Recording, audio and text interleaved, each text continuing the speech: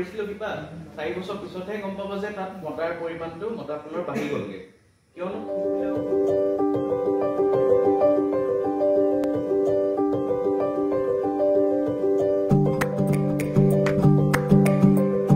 ভাৰতে খোৱা তেলৰ 52% আমদানি কৰে অসমৰ ক্ষেত্ৰত এই পৰিমাণ হৈছে 80% আত্মনিৰ্ভৰ ভাৰতৰ বুনিয়াদ সুদৃঢ় কৰিবলৈ খোৱা তেলৰ আমদানিৰ হ্ৰাসকৰণেৰে এক হাতত লোৱা হৈছে কৃষি অৰ্থনীতি টনকিয়াল কৰাৰ বাবে 2021 চনত আৰম্ভ কৰা কেন্দ্ৰীয় চৰকাৰৰ এক অভিলাষী আঁচনি হ'ল ৰাষ্ট্ৰীয় ভোজ্য তেল অভিযান তৈল খেজুৰ আঁচনি খোৱা তেল উৎপাদনৰ ক্ষেত্ৰত অসমক স্বাৱলম্বী কৰাৰ লগতে ৰাজ্যখনৰ কৃষকসকলৰ কল্যাণ সাধনৰ বাবে তৈল খেজুৰ খেতিৰ সম্ভাৱনাময় দিশটোৰ উত্তৰণত মাননীয় মুখ্যমন্ত্ৰী ডক্টৰ হিমন্ত বিশ্ব শৰ্মাৰ নেতৃত্বাধীন ৰাজ্য চৰকাৰেও গুৰুত্ব প্ৰদান কৰিছে আত্মনিৰ্ভৰ অসম গঢ়াৰ দিশত এয়া হৈছে অন্যতম মূল প্ৰচেষ্টা তৈল খেজুৰ খেতিৰ বাবে অসমৰ অনুকূল জলবায়ুৰ পৰিস্থিতিয়ে কৃষকসকলৰ জীৱনলৈ কঢ়িয়াই আনিছে আশাৰ বতৰা সেয়ে এলেকা সম্প্ৰসাৰণৰ জৰিয়তে অসমত ইয়াৰ উৎপাদন বৃদ্ধিৰ ক্ষেত্ৰত গুৰুত্ব আৰোপ কৰা হৈছে তদুপৰি 2025-26 বৰ্ষৰ ভিতৰত এই খেতিৰ বাবে ৰাজ্যখনত লক্ষ্য নিৰ্ধাৰণ কৰা কৃষিভূমিৰ পৰিমাণ হৈছে 2 লাখ হেক্টৰ খেতিটো যাৰ খালি মাটি বাম খেতি কৰা মাটি যাৰ আছে তাতে এই খেতিটো কৰিব কৈছে কিন্তু বেলেগ খেতি মাৰি পেলাই এই খেতিটো কৰিব কোৱা নাই কিয়নো এই খেতিটোৰ পৰা প্ৰডাকশ্যন আপোনালোকে 4 বছৰ পিছতহে পাব আৰু এবাৰ ৰোৱাৰ পিছত 4 বছৰ পিছত প্ৰডাকশ্যন পাব তাৰ পিছত 25 to 30 বছৰলৈকে আপোনালোকৰ প্ৰডাকশ্যন পাই থাকিব আৰু এজোপা গছৰ পৰা প্ৰায় 2 to 2.5 কুইণ্টেল ফল দিব এবছৰত আৰু এবিঘাৰ পৰা 100 বিঘালৈকে কৰিব পাৰে কিন্তু কিছুমান নিয়মৰ কাৰণে এতিয়া কোম্পানীয়ে এনেকুৱা কৰিছে যে চাওক এতিয়া এবিঘা কৰিলে আপোনাৰ কিছুমান লাভজনক নহয় কিন্তু 1 হেক্টৰৰ পৰা যেতিয়া এই খেতিটো 1 হেক্টৰ মানুহে কৰিব 1 হেক্টৰ মিনিমাম তেতিয়া এটা ভাল ষ্টেবল এটা ইনকাম আহি থাকিব মানে 7.5 বিঘাৰ পৰা আৰু এতিয়া হৈছে যে ইয়াত এই খেতিটো কৰিবৰ কাৰণে প্ৰায় মিনিমাম 2 বিঘাৰ পৰা কৰিব দিছে মানুহ গম পাইছে আৰু এই খেতিটো ৰোৱাৰ নিয়ম গোটেইখিনি ভাৰতবৰ্ষত যেনেকৈ চলি আছে অন্ধ্ৰপ্ৰদেশক হওক আপোনাৰ বাহিৰৰ ডিষ্ট্ৰিক্ট ষ্টেটত বেলেগ অন্ধ্ৰপ্ৰদেশ হৈ গ'ল চাউথৰ ফালে আপোনাৰ হৈ গ'ল তেলেংগানা হৈ গ'ল গোটেইখিনি জেগাত যেনেকৈ যি নিয়মত এই খেতিটো কৰি আছে গোটেই নিয়ম ফলটো আপোনাৰ টকৌ ফলটো দেখিছেনে চবে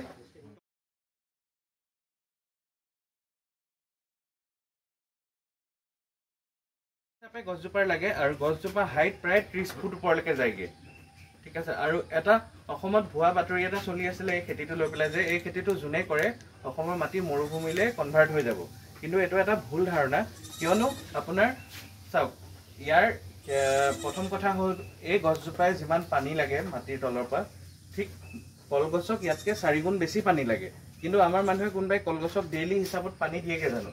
তেনেকেতো উৎপাদন পাই থাকোঁ আমি ঠিক তেনেকুৱা আমাৰ ইয়াত এই খেতিটোৰ পৰা উৎপাদন ভাল এটা পাবৰ কাৰণে আপোনালোকৰ বৰষুণৰ পানীটো যথেষ্ট হয় আৰু 4 বছৰ পিছত ৰোৱাৰ পিছত প্ৰডাকশ্যন দিব ঠিক আছে তো 4 বছৰলৈকে জেগাডোখৰটো বন্দী হৈ থাকিব তাৰপৰাতো বেলেগ ইনকাম নাপাব সেইডোখৰ জেগাৰ পৰা আৰু সেইটো কাৰণে চৰকাৰে এইফালেও সুবিধা কৰি দিছে যে 4 বছৰলৈকে তাৰ মাজত বেলেগ সহজভাৱে সোনকালে হোৱা খেতিবিলাক কৰিব পাৰিব আৰু খেতিটো ৰোৱা চাওক গোটেই জেগাডোখৰ আপোনালোকৰ হাল বাব নালাগে প্ৰথম কথা গাঁত খান্দিব লাগে গাঁতটো ঠিক নাৰিকলৰ পুলি যেনেকৈ ৰুব লাগে গাঁতটো তেনেকৈ খান্দিব লাগে 60 centimetre land bread height depth মানে বহলটো 60 আপোনাৰ দহটো 60 হয় আৰু আপোনাৰ হেৰি মানে আপোনাৰ লেন্থটো ৰেডিয়াছটো আপোনাৰ 60 গোটেইখিনি লেণ্ড ব্ৰেড হাইটটো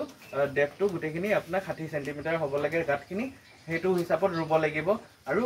ইয়াৰ যেতিয়া এজোপা গছৰ পৰা সিজোপা গছৰ ডিষ্টেঞ্চটো মই কৈছোঁ চাওক এইটো খেতিটো ৰোৱা নিয়মটো হৈ গ'ল আপোনাৰ ত্ৰিভুজ আকাৰে ৰুব লাগে ঠিক আছে ইয়াত এজোপা গছ হ'ল এফালে এজোপা গছ এফালে গছ এই এজোপা গছৰ পৰা ইজোপা গছলৈ প্ৰায় 30 ফুট দূৰত্ব এটা বজাই ৰাখিব লাগে গম পাইছে 30 ফুট দূৰত্ব এটা বজাই ৰাখিব লাগে আৰু এজোপা পৰা ইজোপালৈ 30 ফুট কিন্তু এই 30 ফুট দেখিছেনে আপোনাৰ 30 ফুটটো কিমান দূৰ মানে দীঘল এটা দূৰত্ব মানে ডিষ্টেঞ্চ হয় সেইটো কাৰণে তাৰ মাজত সহজভাৱে 3 বছৰৰ কাৰণে আপোনালোকে বেলেগ তাৰ মাজত সোনকালে হোৱা খেতিবিলাকো কৰিব পাৰিব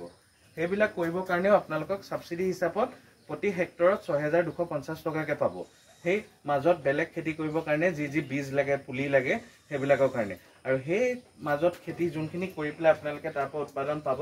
সেইখিনি বিকা দায়িত্বহে আপোনালোকৰ এই গছজোপাৰ পৰা যি ফল দিব সেইখিনি আপোনালোকে বজাৰ বিচাৰি কতো হাবাধুৰি খাব নালাগে গম পাইছেনে এখন মাৰ্কেট ফিক্স কৰি দিব গোটেই অসমত 4 কোণে আপোনাৰ খেতিয়কে একে ফিক্স দামটোৱে পাব কেজি হিচাপত আৰু চাওক এতিয়া কি হয় কিছুমান খেতিক লৈ পেলাই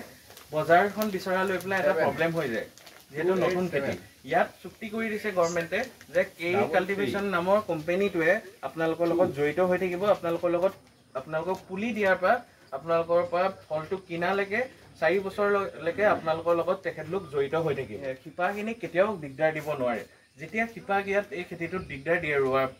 অৱস্থাত তেতিয়া কি হয় আপোনাৰ যেনেকৈ আমাৰ অমিতাত মতা আৰু মাইকী ফুল থাকে এই গছজোপাটো মতা আৰু মাইকী ফুল এজোপা গছতে থাকে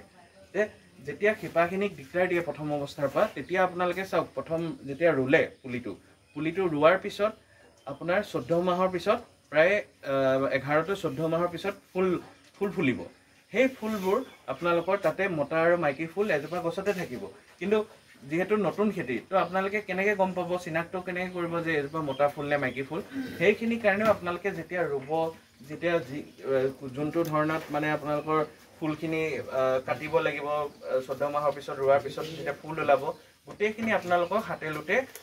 কোম্পানী জড়িত হৈ থাকিব ট্ৰেইনিং দিবলৈ গভৰ্ণমেণ্টে তেখেতলোকক গোটেইখিনি দায়িত্ব দিয়া হৈছে আৰু এই খেতিটো এনেকুৱা জেগাত কৰিব পাৰে য'ত আপোনালোকৰ বান্দৰ আৰু কেৰ্কেটুৱাৰ উৎপাত হয় তেনেকুৱা জেগাতো কৰিব পাৰে কিয়নো থুকবিলাক আপোনাৰ এই গছজোপাত থুক হিচাপে লাগে খেজুৰৰ থুক হিচাপে লাগে আৰু থুকবিলাকত কাইট আছে আৰু ইয়াৰ পৰা যোনটো তেল ওলাই একেবাৰে টেষ্টলেছ হয় সোৱাদ নাথাকে সেইটো কাৰণে নিগনি আৰু আপোনাৰ কেৰ্কেটুৱা আৰু বান্দৰে সেইটো কাৰণে তাত এটেক কৰিব নোৱাৰে আৰু এই খেতিটোত চাওক ইমান 19 জোপা গছ চোৱাটো ইমানটা বেছি শ্ৰমিকো নালাগে তো সহজভাৱে নিজে আপোনালোকে চোৱা চিতা কৰিব পাৰে খেতিটো সহজভাৱে কৰিব পাৰিব তো সেইটো কাৰণে এই খেতিটো যাতে গভৰ্ণমেণ্টে কৰক বুলিয়ে ইমানখিনি সুবিধা দিছে ইয়াৰ কাৰণে আপোনালোকে চাওক প্ৰথম অৱস্থাত আপোনালোকৰ এটাই দায়িত্ব যোনে কৰিব বিচাৰো বুলি কয় এই খেতিটো চাওক প্ৰথম এটা মই ক'লো এইটো কথা আপোনালোকে মনত ৰাখিব যে পানী হোৱা জেগাত এই খেতিটো নহয় বাম খেতি হ'ব বাম খেতি হয় এইটো বাম জেগাতহে হ'ব কিন্তু যদিও পানী হোৱা জেগাত আপোনালোকে এই খেতিটো কৰিম বুলি ভাবে তেতিয়া আপোনালোকৰ এনেকুৱা হ'ব লাগিব যে পুলিটো ৰোৱাৰ পিছত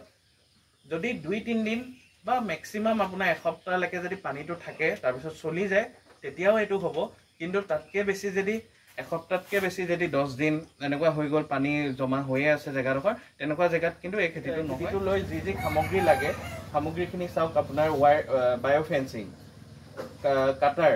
বায়'ফেঞ্চিং কাটাৰ জখলা ভাৰ্মি কম্পষ্টৰ কেঁচুসাৰৰ ইউনিট তাৰপৰা আপোনাৰ হৈ গ'ল পুলিবিলাক কিনা মাজত 3 বছৰলৈকে বেলেগ খেতি কৰিবৰ কাৰণে পুলিবিলাক কিনিব পাৰিব সেইবিলাক গোটেইখিনি সাবসিডি হিচাপত আপোনালোকৰ ইয়াত মই ভালকৈ লিখি দিছোঁ এখন পঢ়ি চাব তাতো লিখা আছে আৰু মেইনটেনেন্সটো থাকিব মেইনটেনেন্সৰ কাৰণে আপোনালোকে খৰচা পাব তাতে যি খৰচা মানে আপোনাৰ ধৰক যি উইডিং কৰিলে ঘাঁহ বন কাটিলে ওচৰৰ গোটেইখিনি খৰচাই আপোনালোকে সেইটো হিচাপত ইয়াৰ মানে সাবসিডি হিচাপত পাব আৰু এটা কথা হৈছে যে এই খেতিটো চাওক মই কৈছোঁ ইয়াত দৰৱ পাতি খৰচা একদম কম হয় কিয়নো ইয়াত ৰোগ নাই আৰু বেমাৰ পোকৰ এটেক আছে পোকৰ এটেকটো বহুত কম হয় আৰু সাৰ পাতি সব বহুত কম পৰিমাণত সাৰ দৰকাৰ হয় এই খেতিটোলৈ ইৰিগেশ্যন লাগে ডিপ ইৰিগেশ্যন গোটেইখিনি যোগাৰ ধৰা হ'ব পাম্প ছেট গোটেইখিনি আপোনালোকে সাবসিডি হিচাপত এনেকুৱা সুবিধা কৰি দিছে যে পুলিটো বিনামূলীয়াকৈ দিব গম পাইছেনে বিনামূলীয়া আৰু এটা পুলিৰ দাম প্ৰায় 700 টকা হয় আৰু এই পুলিটো আপোনালোকে ডাইৰেক্ট এতিয়া পুলিটো পাব বীজটো মালয়েছিয়া থাইলেণ্ড কোৰিয়া পৰা অনা হৈছে আৰু ইয়াতে নাৰ্চাৰী বনাইছে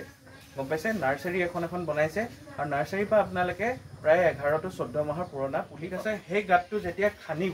খানাৰ পিছত যেতিয়া ৰুলে সেই ৰুটেও আপোনালোকৰ লগত কোম্পানী মানুহ টেকনিক্যালি আপোনালোকক দেখাবৰ কাৰণে ফিল্ডত জড়িত হৈ থাকিব প্ৰায় 35 to আপোনালোকে 50,000 টকা লাভ পাব পাৰে আৰু পাইছেও এইটো লাভ এইটো মানে ইয়াৰলি বছৰত আৰু এজোপা গছত প্ৰায় 2 to 2.5 কুইণ্টেল ফল দিয়ে এবছৰত আৰু 12 মাহে আপোনালোকে ফল পাই থাকিব 12 মাহে ফল পাই থাকিব কিয় কৈছো মই 12 মাহে ফল পাই থাকিব সব থুক হিচাপে লাগে আজি এজোপা গছত 6টা থুক পকিলে ঠিক আছে 6টা থুক পকিলে সেইখিনি বিকিলে আকৌ 15 দিনৰ পিছত